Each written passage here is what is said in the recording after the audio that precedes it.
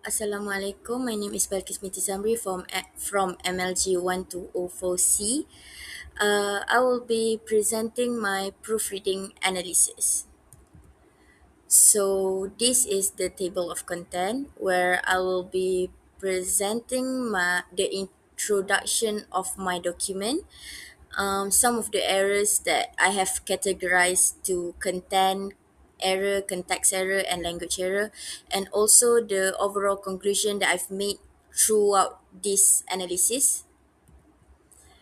So for my document introduction, I have choose a cover letter and a resume of a friend of mine, which is Nur Syazwani Binti Ahmad Kamal. I've done a comprehensive analysis and proofreading for this cover letter and resume. So based on the true analysis of the cover letter and resume, there have been several errors that I have identified and categorized to, which is the context error, content error, and language error. So this is the cover letter and the resume that I have chosen. As you could see, there are some errors that I've highlighted in colors. Um, they are separated by the category. So as for the context error, there are a total of 4 context error that I found in the cover letter. For example, is error 1 where the original text said that content creators play a big role in internet marketing. However, I think that using the word big is a bit too informal for a business writing, and business writing actually requires a precise vocabulary. Thus, I changed the word big to significant, which sound way better in this context. So the type of error is word choice, and the corrected text will be content creators play a significant role in internet marketing. As for the next example that I found is the original text said as a person who used to be in engineering club. I think that the phrase used to be in is an informal phrasing and it is not really suitable for a business document. So the types of error would fall under formality, and the corrected text would be as a person who was a member of the journaling club. So for content error, there are just 3 content errors found in the cover letter and resume. So example 1 that I could give is that original text said campaigns or video. However, I think that that a singular or plural mismatch affects clarity where campaigns is plural, however video is singular. So these fall under the type of error consistency, and the corrected text would be to add s at the words videos.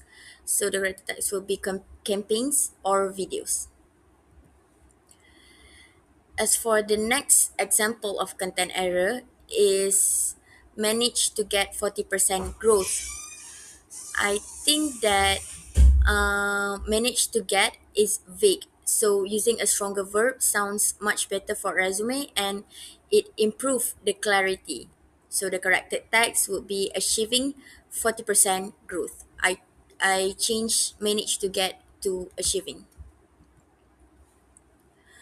Next is the language error.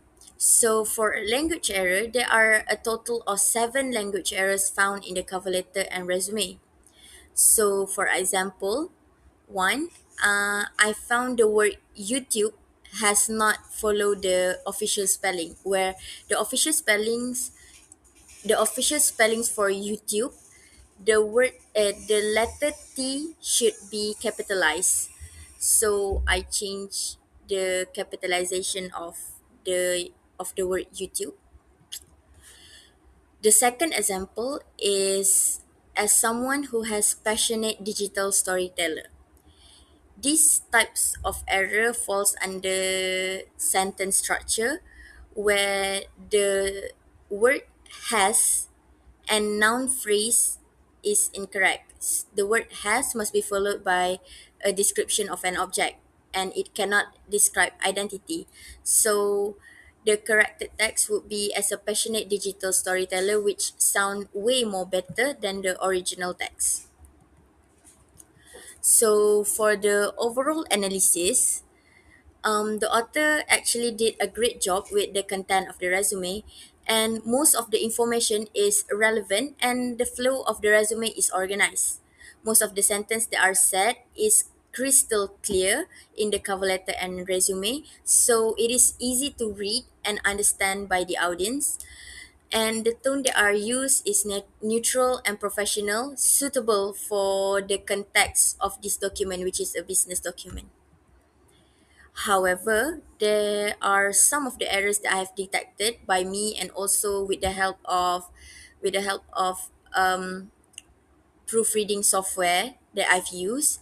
So these are some of the errors that are detected in the cover letter and resume, whereby the author doesn't include their formal pictures in the resume when you should have a formal pictures in the resume.